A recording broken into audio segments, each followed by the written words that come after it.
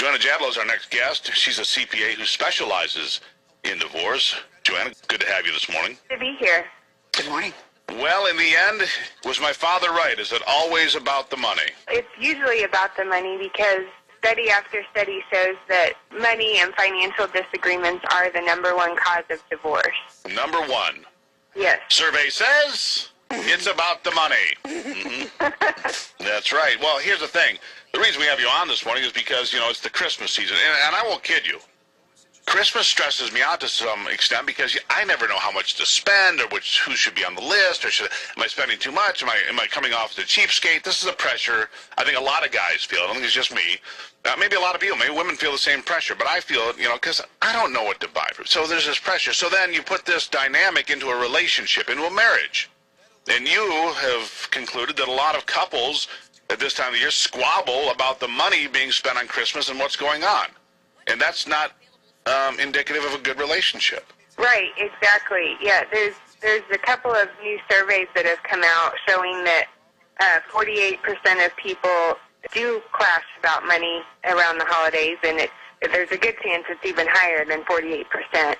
And then at least a third actually lie or do things to cover up their spending. My husband and I don't really disagree on much, but we do disagree somewhat on how much we spend for the holidays. Or daily. Yeah. What do we do to try to get around that? Is there some way do you work out a plan in advance of shopping and say, what can I spend or what are you comfortable with? If you can schedule some time to sit down together where you're not interrupted by kids and other distractions and actually go through and write out a plan and come up with a compromise. So if one is a spender, one is a saver, you may be on very different opinions of how much to spend, but if you can sit down and talk about it and come up with an agreement and then honor the agreement, that's where you can help actually strengthen the relationship. There's the rub right there. See, there's the rub, Joanne. What? You have to honor the agreement. You have to work within spending limits. I block that. You cannot behave like the United States Congress, Joanne. You cannot just spend money recklessly and just figure that somewhere it's going to come back to you. See, therein lies. So, okay, Joanna, is there a rule of thumb? I don't know. If a couple is earning $50,000 a year and they have this many bills or $100,000, is there a rule of thumb like you can spend 1% on Christmas or something that's easy for simpletons like me to understand? I think it's hard to come up with a number like that because every couple is so different in their priorities.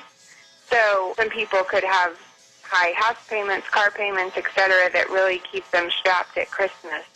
And another couple could really place a higher priority on Christmas spending and have more room in the budget. So it's hard to get to a specific example, but it's really more a matter of how can it fit into your overall financial plan. We're on the line this morning with Joanna Jadlow, a CPA who specializes in divorce. Joanna, you talked a little bit about there can be problems down the road if a spender marries someone who's a saver, but wouldn't it be more problematic if two spenders get together? No, yeah. They should run for Congress. Yeah, both can cause their problems in their own ways. Clearly, two spenders would likely cause a high amount of debt, which could create such a high stress level that it's hard to continue in the relationship. But at the same time, there are people who are clearly wired to be savers and others clearly wired to be spenders. And so that dynamic is also its own challenge. Well, fortunately, there's a lot less savers today than there used to be. Just a lot more spenders. So it's going to be a lot easier going forward, see? We're solving this problem one bad decision at a time. See how that works? Okay, so if they're in and you're a CPA, not a marriage counselor, but is there a way to, you put the budget in place and it's going to get violated. Now I think we have a bigger fight on our hands. Any other advice as to how we work through these little conflicts in our social life? As with any conflict in a relationship, you do your best to try to work through it on your own, but there's also something to be said for if you're just really struggling, look for a trusted third party that you could sit down with, whether that be a church person or a marriage coach, counselor, and or just someone you respect, and maybe they could help you all weave through the discussion. Joanne, that doesn't mean pray for extra money to spend at Christmas. Just because I'm a clergy person. That's not what she meant by that. Bummer. No. Joanna, I would think that if people are suffering financially or are concerned about what they're spending at Christmas, they're probably not the only one in the extended family to feel that way. How do you kind of generate some conversation about that, or do you? That's great. Yeah, if there is a big family involved and there are added pressures because of extended family, that would be great to sit down and have a bigger discussion among the family, maybe even to include kids in some form so that kids can begin learning good money habits as well. Good advice. Joanna, thank you so much. Thank you.